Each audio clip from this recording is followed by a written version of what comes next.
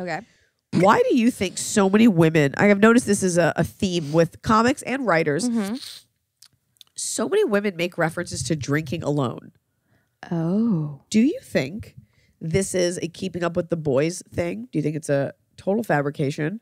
Or is this just honesty? I think that after your favorite show, 30 Rock, came out, it became very in vogue to be kind of a sad lady. And I'm totally guilty of doing it in my stuff. But there's like a thing about like, I ate like an entire bag of Doritos. Yeah. So like drinking alone, I think is a classically sad thing.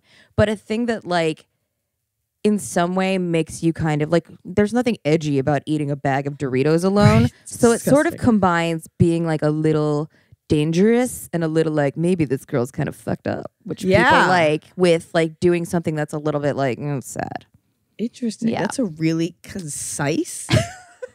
I've thought a lot about this as somebody who, but you know, I am like, I think if you're actually drinking alone routinely, you're probably not talking about it because you don't want people to be concerned. Thank you. The amount of times I will be at a club and I just hear some horrible female comic on stage like, right, because I drank a bottle of Jack last night. I'm like, you would not be here. Yeah. Like you wouldn't have recovered. You'd probably be dead. Yeah. But the way you put it was, I came from a place of anger and hating other people, and you came from a very intelligent and intellectual. You really dissected that so quickly. I think that there's, I guess it's a thing that is weird because it's not inherently funny, but it's kind of a. It is.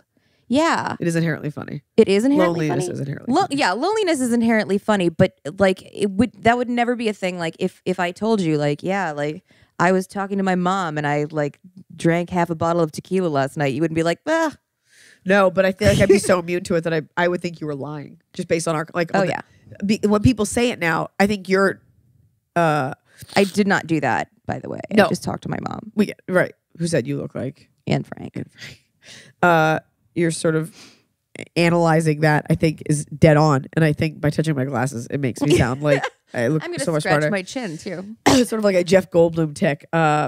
But I'm at the point in my career and life in Hollywood where when someone tells me something, I just automatically assume that they're lying. Yeah. Oh yeah, totally. Even down to like if someone's like relative passes and they're like, my grandmother was the smartest woman. I'm like, she's probably just your nana, and like you're kind of dumb.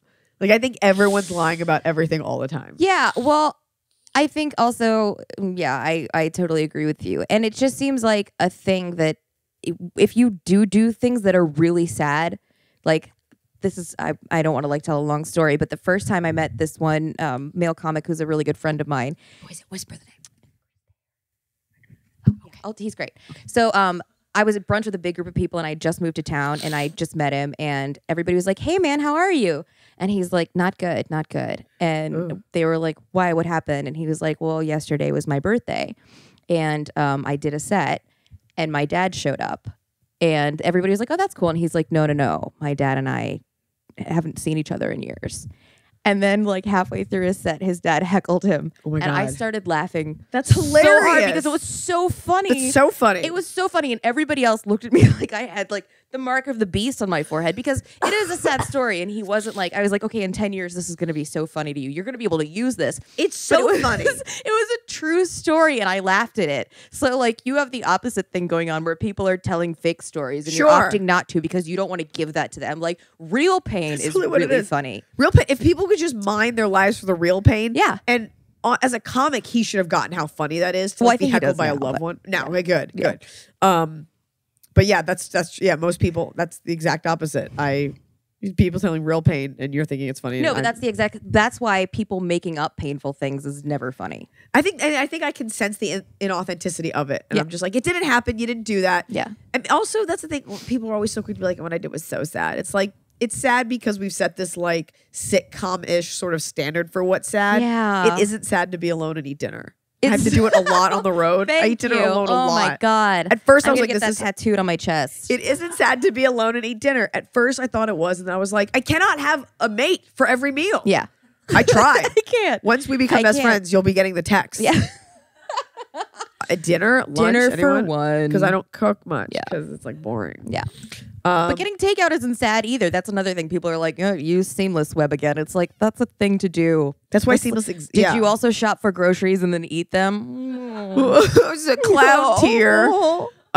However, the amount of takeout I order, I think that might be a little sad. I use a grocery delivery service because I'm super lazy. And even though I literally live a block. No, Yummy. Okay. Yeah. Because I moved out of Pink Dot service area. But I considered like lying to them and saying that I was like agoraphobic or sick or something like that because of the amount of takeout that I ordered. And the thing is, they don't care. They don't at all. They don't. But yummy.com, the problem is every single delivery guy is super hot. So it's like, I'm going to go wash off my makeup. No, I can't because I have to order groceries. Because I want to impress the delivery guy who's clearly doing really well. Yeah. I'll make sure that and that's one of the fallacies, I guess, not fallacies, but one of the rubs of being a woman is that even though you're the one with all the money and the home ordering things to you, you're like, well, make sure this guy that makes $2.50 an hour finds me attractive and gets a boner. Well, and meanwhile, I ordered from Miss Sally's once, and the delivery guy hit on me, and I was like, how dare you, sir? This is my home. This is my home. That you are not coming. That is hilarious. Yeah, I'm a terrible person.